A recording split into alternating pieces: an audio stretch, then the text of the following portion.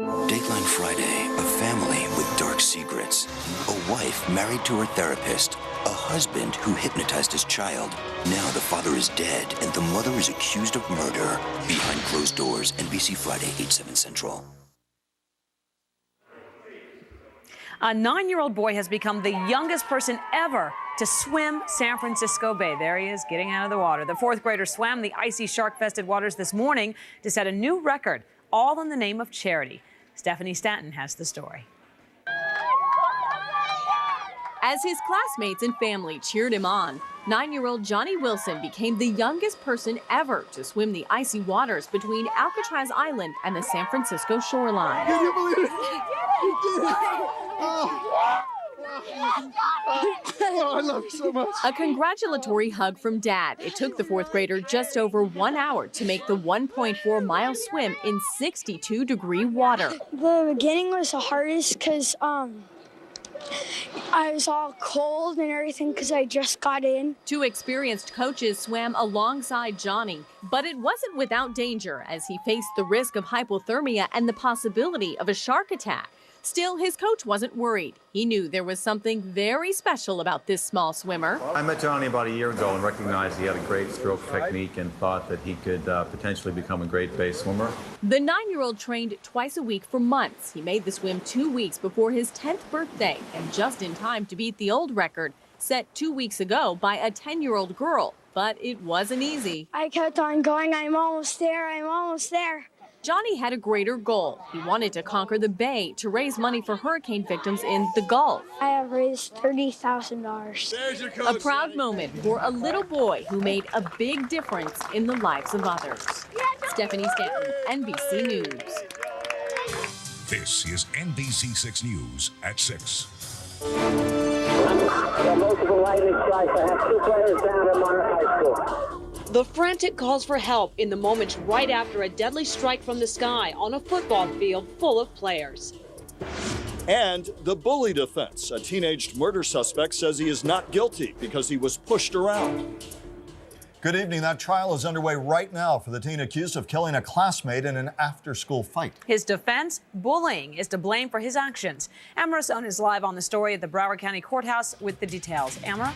That's right, Julia. And today in court, the defense argued the murder suspect was simply acting in self-defense on the day of the murder. But tonight, the victim's mother maintains her son was no bully.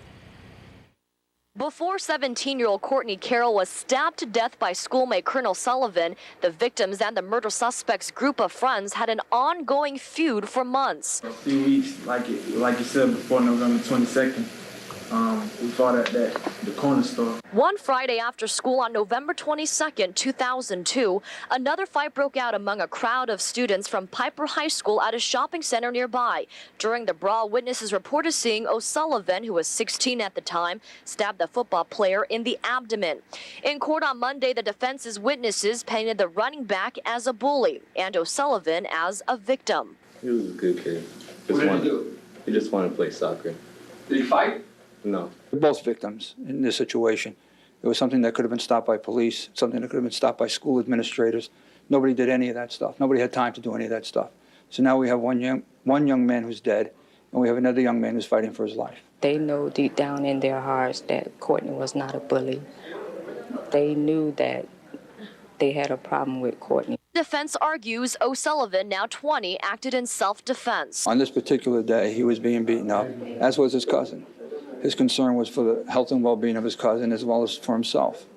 And anything that's happened out there was a result of self-defense. Courtney was not a bully. He was too well loved. Even at his funeral, those kids, they got out there and they raised so much money because I didn't have the money to bury him.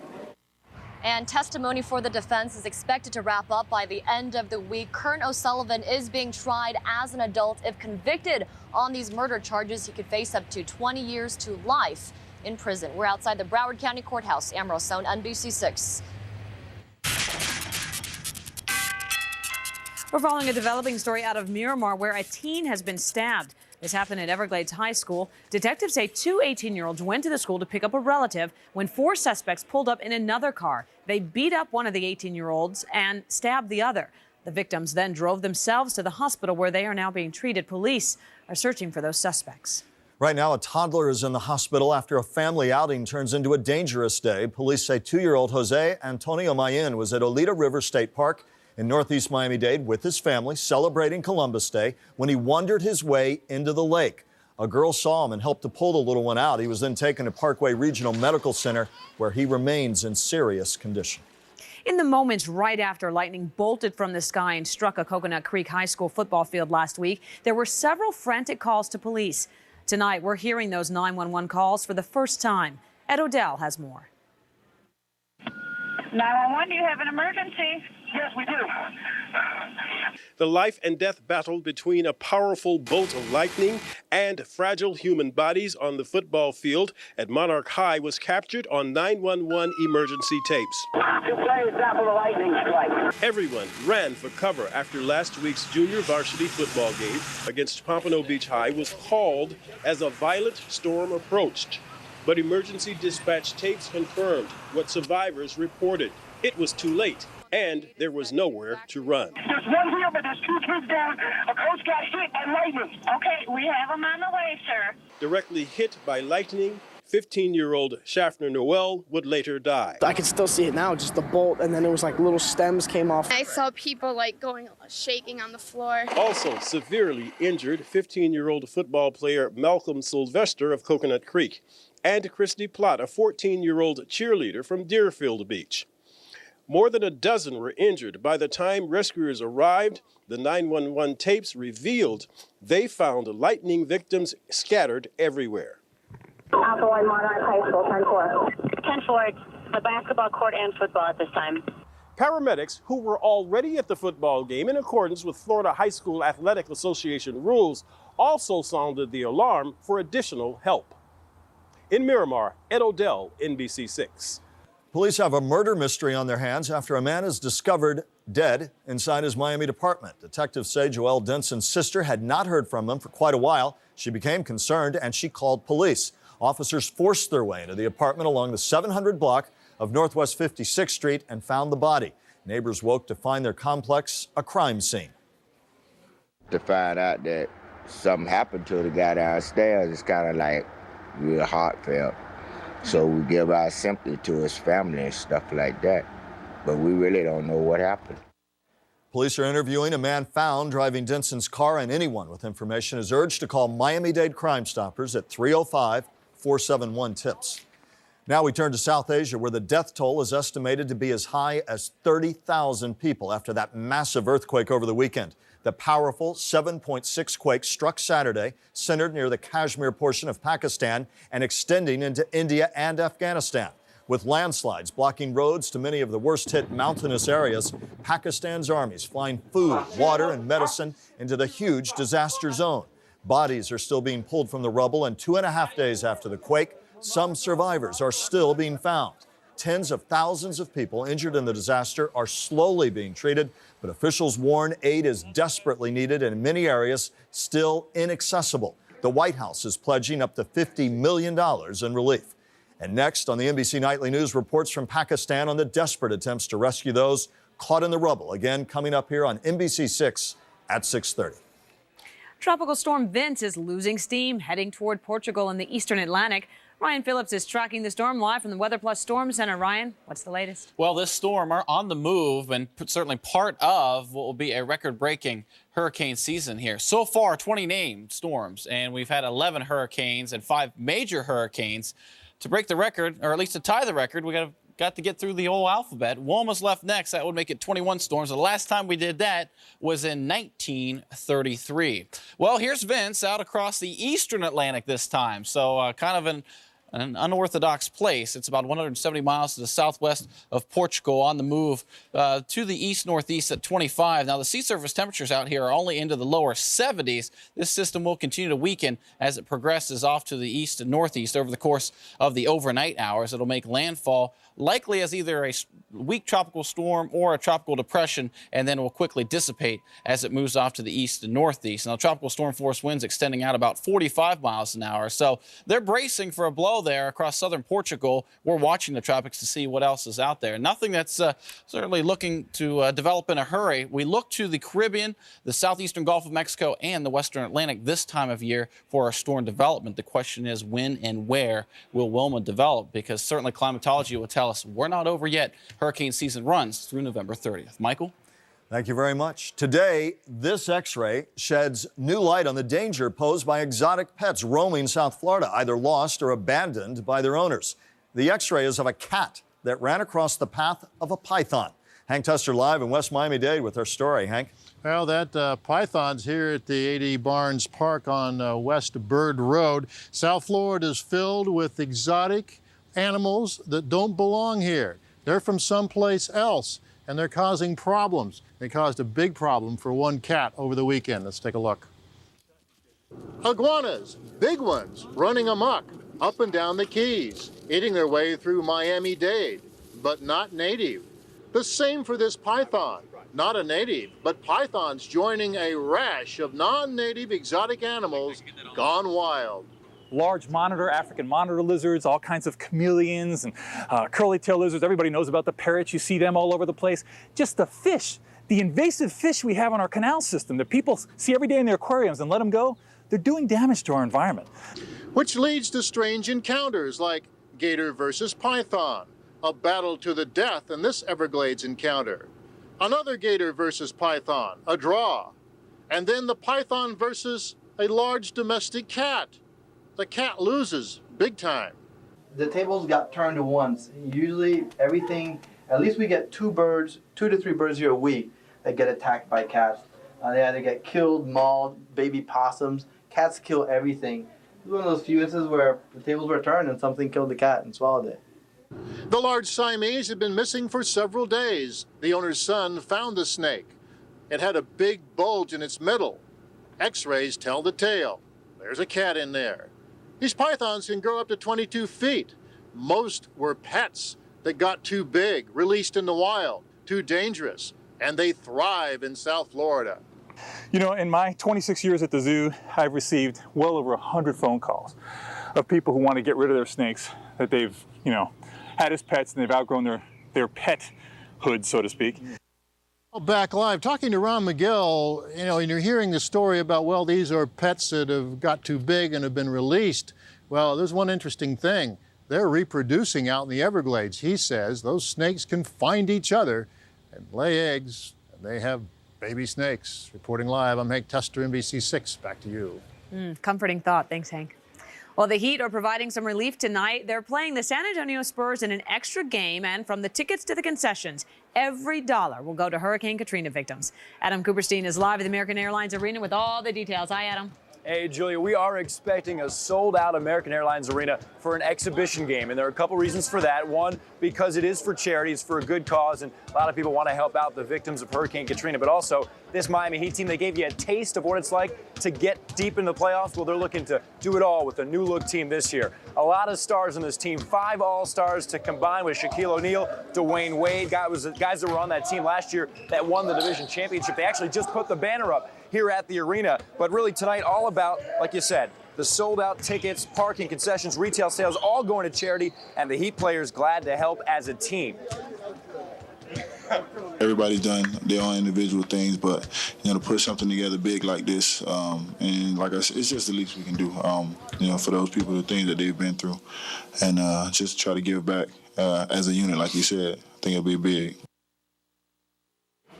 Adam Cooperstein, a great effort by the teams, the NBA, these guys who are multimillionaires, all in their own right, giving of their time and effort to help others. Nice it's great to see see with guys like Adonis. Shaquille O'Neal has done a lot for Katrina victims recently, he and his wife, so great effort out there. And of course, everyone will enjoy the game, so it's a good thing for everybody. All the way around. Coming up, keep out of the port. I'm Ari Aldra aboard the Greenpeace ship Arctic Sunrise. We're about 1.5 miles off the shore of Fort Lauderdale. The ship is supposed to be at the port of Miami. We'll tell you what's going on here coming up. Then, while your teens may soon have to tuck away the cell phone when they get behind the wheel. And inside the cruise ship getting a lot of buzz. Why it was ripped apart and then stretched. When the NBC 6 News at 6 continues. Closed captioning is brought to you by Palmetto Ford, your commercial truck superstore. Palmetto Ford, give us a try before you buy. 305-592-FORD.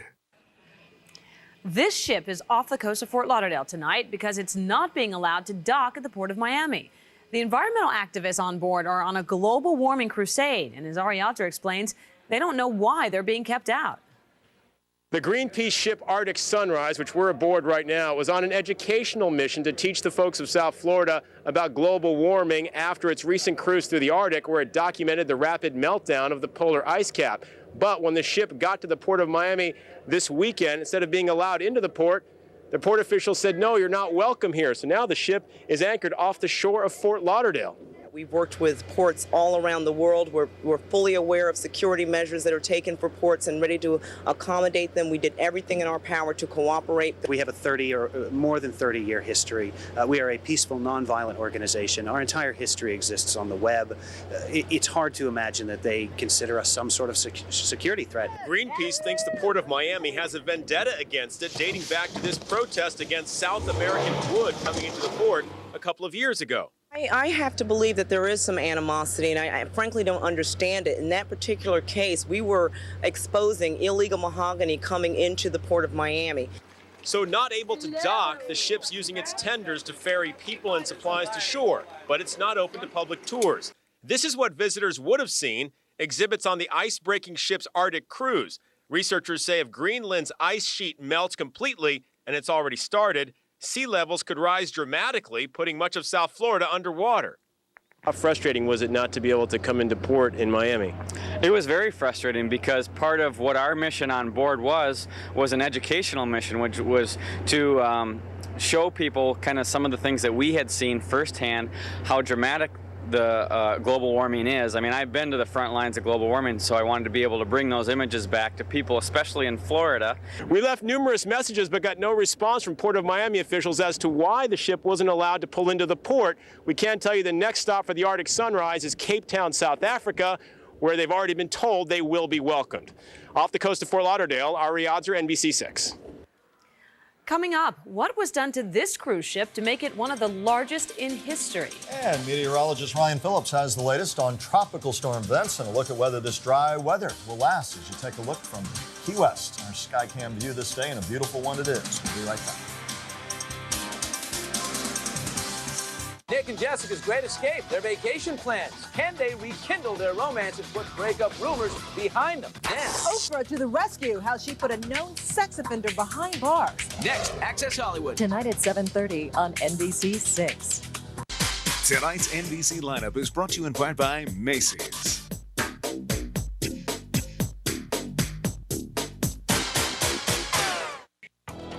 I'm Brian Williams. Coming up tonight, the battle over wind and water. Homeowners and insurance companies are squaring off after Katrina. And with more storms on the way, is your insurance enough to cover your needs? That's tonight on NBC Nightly News. Your teenager may soon have to put away his or her cell phone when getting behind the wheel of the car. Legislation is being considered that would make it illegal for teenagers and other novice drivers to use cell phones while driving. Officials say 1 in 4 teens gets into a car crash the first year of driving. And Florida has the highest fatality rate for teens. 11 states already, and the District of Columbia already restrict cell phone use among young drivers, and some ban handheld cell phones completely. Well, the world's largest stretched ship left port today. Royal Caribbean's newly made over Enchantment of the Seas set sail from Port Everglades this afternoon. The ship has grown 73 feet since it was built 9 years ago. Workers cut the ship in half and inserted a 73-foot section in order to add 151 cabins, more restaurants, and suspension bridges. Stretching the ship to 989 feet long took 31 days and nearly $60 million. NBC 6 Weather Plus Doppler Radar is brought to you by the Miccosukee Tribe of Indians of Florida. Well, we're into October and the sun going down earlier and earlier each and every day. We're about 40 minutes out from sunset. Here we are down in Key West, a beautiful sunset setting up here. Just a few ships left on the water. Look at that water, almost like glass. Just a few clouds in the mix. A beautiful Columbus Day and a pretty nice work week coming up. Weather Plus Doppler radar. We're dry all through the Keys into the upper Keys. And for the most part across the metro area here in Miami-Dade as well as Broward County, out towards the beaches and into the metro area, it's quiet. We get out into the Everglades here across Palm Beach County and northwestern Broward. Just a few showers and thunderstorms. Current temperatures across the area. Barry University neighborhood weather at Miami Beach hanging on to 82. It's 83 in Cutler Ridge. Weston, the BSO office there, checking in with 84. Can you believe it? Our temperatures today, almost like June. 92 for the high, 80 for the morning low. Normals this time of year, generally around 73 to 86. We're just 2 degrees shy of the record of 94, set back in 1941. Well, the 5 o'clock advisory on Tropical Storm Vince, and did you lose the geography here? Here's Spain, here's Portugal, here's Africa down here. We're way over on the other side across the western Atlantic and eastern Atlantic storm here. Tropical Storm Vince, 170 miles to the southwest of Portugal, moving off to the east-northeast at about 25, and it's packing winds right around 40 miles an hour, but this system continues to weaken. It'll likely strike as a tropical depression. Now, across the western Atlantic, where we watch the weather a little closer here. Across the Caribbean, a lot of shower and thunderstorm activity, but nothing showing any sure signs of development. That is encouraging. The upper level wind shear pretty strong here, so that's certainly not a favorable area for tropical development. There is what's left of subtropical depression number 22. It's a mid-level circulation there, no surface circulation, so nothing that we're worried about. And here across the Gulf and across the Caribbean, all is quiet. Upper level low moving through over the weekend to the northeast, and now just quiet conditions, dry air in place, and a fairly quiet weather pattern over the course of the next few days. Big dome of high pressure in place just off to our north and west. We'll bring it in here. Northeast winds will develop here over the course of the next few days. Still hot, though, a few clouds in the mix, but limited rain chances, and highs still well above average. We'll call it right around 90 for the next few days. Just a few clouds out there tonight. Overnight temperatures dropping down to around 78 for the low, and then we'll get you started tomorrow morning. Everyone's back to school and back to work. 90 for the afternoon high and fairly dry conditions. Check out the 6-day. We'll call it 90 for the next few afternoons. Maybe just some isolated showers as we get later into the work week and into the upcoming weekend. For the very latest on South Florida weather, 24 hours a day, be sure you're tuned to NBC 6 Weather Plus on Comcast Channel 250, Digital 6.2, or log on your computer. Check out our website. You can watch it live, NBC6.net. Ryan, thank you very much. And here's Joe with what's ahead in sports. Hello there, Michael. That's right. The Heat set to play a charity basketball game tonight at American Airlines Arena. Adam Cooperstein will have the owner of the Miami Heat, Mickey Arison, with him in just a few minutes. Plus, we've got Panther highlights from today's exciting game in New York. We've got all those highlights coming up next in sports. Welcome back. I'm Adam Cooperstein live at the American Airlines Arena where the Miami Heat are set to open up the exhibition season with the game against the world champion San Antonio Spurs, a game that's all for charity to help the Hurricane Katrina Relief Fund. And I'm joined now by Mickey Arison, owner of the Miami Heat. And you guys, you made this happen quick. I remember as soon as the hurricane had passed and we started to find out the damage, the Miami Heat announced this game. And how did you make that happen? Well, the Heat organization, together with the Spurs, got together right away to see if we can make something happen. We got Carnival Cruise Line involved, and it worked out great. Everybody wanted to help. Obviously, the pictures from New Orleans were devastating, and everybody wanted to help and work something out. And here we are. Hopefully, have a great time and raise a bunch of money. There's a lot of good things going on tonight. I saw Fantasia, the American Idol winner, preparing for the national anthem, and you also have players going to be greeting fans at the doors. That's pretty unusual. That's nice to see that. Well, tonight's a low-pressure night. It's really all about having some fun and raising some money and helping some people in New Orleans. So everybody's thrilled, and we're looking forward to a fun evening. And it's also going to be a fun season. I have to ask you about this new look team. The team's acquired all-stars, Antoine Walker, Jason Williams, Gary Payton, and a lot of expectations. And Shaq and the guys said even higher than last year, which is pretty impressive considering how high the expectations were a year ago. Absolutely. We're pretty excited about the team. There's a lot of talent on the floor every night out here, and especially tonight. Obviously, both teams are really loaded, so it'll be a lot of fun. Are you just as excited as the fans when you see this new look team? I'm sure I'm as or more excited. All right, Mickey. Thank you so much for joining us. I really appreciate it. And it's going to be a great night, all for charity, ticket sales, parking, the retail sales concessions, all to help out the Hurricane Relief Fund for Hurricane Katrina. So that's all from the American Airlines Arena. I'm Adam Cooperstein. Back to you, Joe. Thanks a lot, Adam. Mickey, thank you so much. The Dolphins' run as a first-place team came to a quick end after yesterday's 2014 loss at Buffalo. All right, the Fins committing a franchise record 18 penalties that resulted in 108 yards. Throwing Ronnie Brown's fumble in the final 2 minutes, it ended what could have been the winning drive, and you can understand why the coach was not a happy camper today. Before the ball's out. I can tell you I didn't sleep very much, so it bothers the hell out of me. All right, so if I'm cranky today, I want to apologize to everybody, but that's just the way it is. And when we lose, most of the time I don't sleep very well.